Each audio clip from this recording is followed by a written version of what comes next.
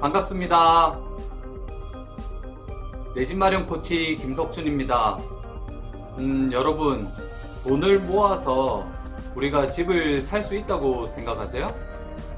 저도 예전에는 돈을 모아서 집을 살 수 있다고 생각을 했는데, 이제는 더 이상 돈을 모아서 집을 사는 것이 아니라고 생각을 합니다.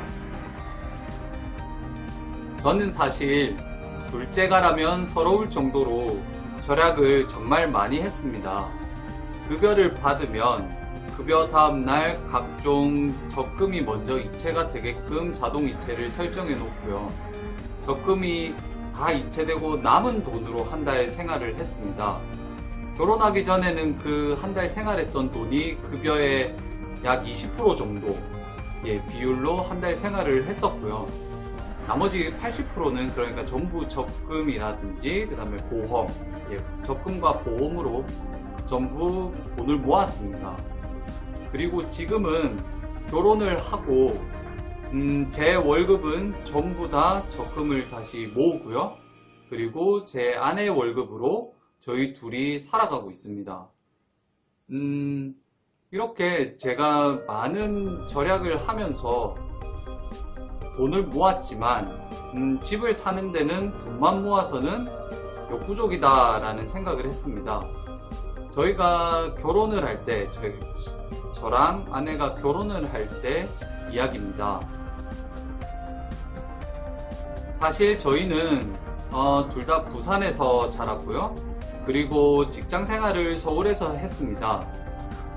그래서 회사를 둘 다 다니고 맞벌이를 하다 보니까 집을 저희 둘의 직장이 다 가기 편한 곳으로 구해야 했습니다. 저는 직장이 동대문에 있었고요. 그리고 제 아내의 직장은 교대에 있었습니다. 동대문하고 교대하고는 강북과 강남의 거의 중심쯤에 있고요. 그래서 두 지역을 갈 수 있는 중간거리의 집들을 알아보기 시작했습니다. 중간거리에 있는 집들은 대부분 한강 주변에 있는 지역들이 많더라고요. 그래서 당연히 가격이 상당히 비쌌고요. 저희는 신혼집으로 아파트를 알아보다가 사실 거의 비현실적인 가격에 아파트를 살 수 없을 거라고 생각했습니다. 그리고 저희가 집을 구하고자 했던 그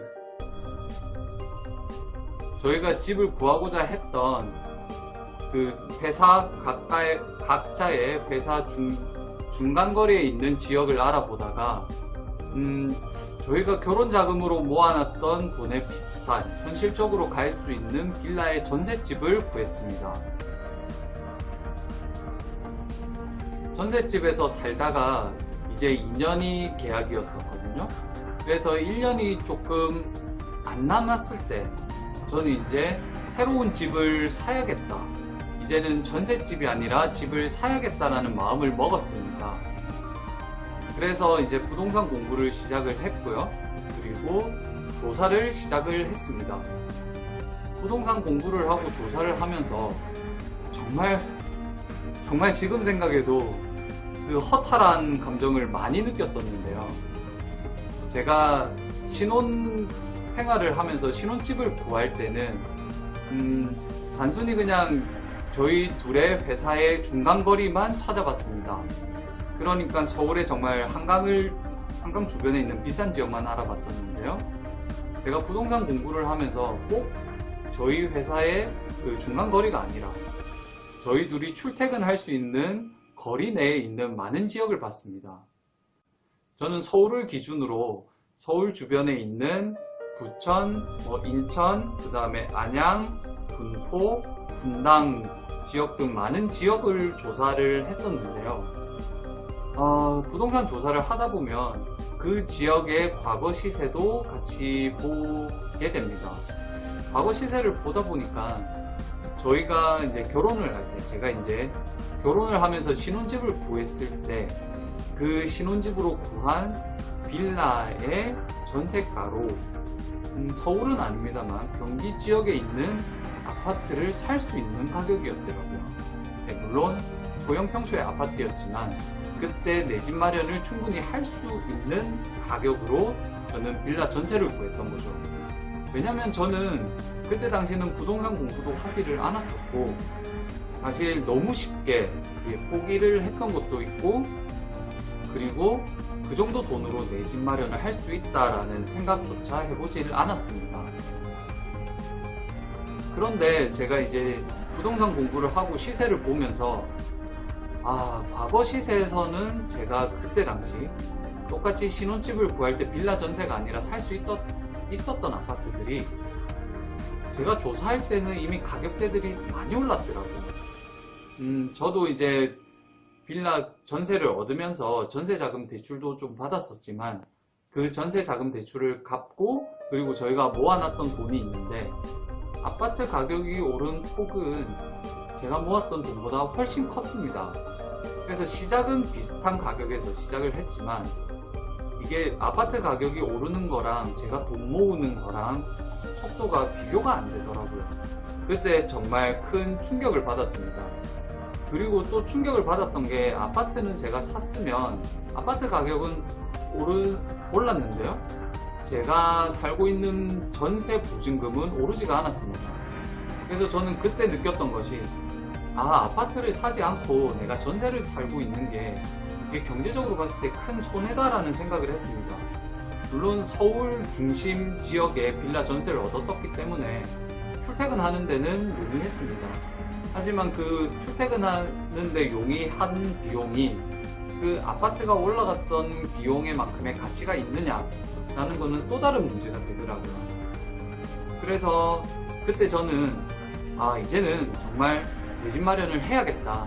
이번 전세 계약이 끝나면 반드시 내 집을 만들어서 그곳으로 이사를 하겠다라는 마음을 먹었습니다. 그리고 제가 오늘 유튜브를 찍기 전에 또 그 주변 지역들 그리고 그 단지들의 시세를 한번 봤었는데요. 당연히 제가 처음 조사했던 시세보다는 또 올라가 있습니다. 그러니까 만약에 제가 전세를 계속 살고 그리고 전세 계약을 연장을 해서 그곳에서 계속 전세로 살았더라면 제가 모으는 돈과 그리고 전세 보증금을 합친 돈이 올라가는 그 금액들이 상승하는 속도하고 아파트 가격이 상승하는 거의 수직 상승 이렇게까지 오르진 않습니다만 아파트 가격이 상승하는 속도하고는 그 차이가 시간이 지날수록 계속 벌어지게 되겠더라고요. 그래서 저는 아파트를 반드시 사야 한다. 내가 돈을 모아서 집을 사겠다는 것은 평생 돈을 모으면서 그 아파트 가격하고 내가 모으는 돈하고 갭이 점점 벌어지는 것만 구경해야겠구나 하는 생각을 하게 됐습니다. 그리고 저희가 돈을 모으다 보면 사실 집을 사는데 쓰기 위해서 돈을 모으는데 그 전에 지출되는 상황들이 많이 생길 수 있습니다. 특히 이제 자녀가 생긴다든지 혹은 자녀가 교육을 시작한다든지 혹은 자녀가 대학을 간다든지 그리고 자녀가 결혼을 한다든지 이런 상황들이 생기면 저희가 내 집 마련을 하기 위해서 모아놨던 목돈들이 들어가게 됩니다.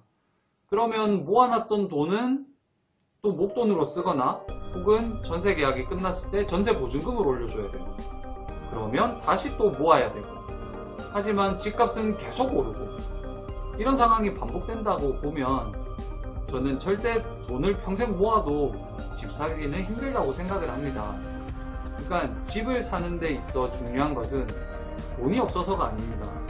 돈을 모아서 집을 사야겠다라고 생각하지 마시고요. 돈이 없어도 살 수 있는 집 그리고 현재 지금의 내 조건에 맞춰서 살 수 있는 집은 지금도 충분히 많습니다. 그 집을 찾고 그 집을 찾는 방법을 공부를 하고 그리고 실제로 그 집을 찾기 위해서 노력한다면 반드시 지금 가진 돈 그리고 지금의 전세 보증금으로 내 집 마련할 수 있습니다. 제가 그래서 마지막으로 당부드리고 싶은 말은 절대 내 집 마련을 하기 위해서 돈을 모으지 마시고요. 그러니까 돈을 모아서 집을 사겠다고 생각하지 마시고요. 집을 산 뒤에 돈을 모으시길 바랍니다. 여러분, 오늘도 구독해 주셔서 감사하고요. 나가시기 전에 혹시나 잊으신 분은 요 밑에 좋아요와 구독하기 꼭 눌러주시길 바랍니다. 우리 모든 대한민국의 모든 부부가 모든 가정이 내 집 마련하는 그날까지 내 집 마련 TV는 계속됩니다. 화이팅!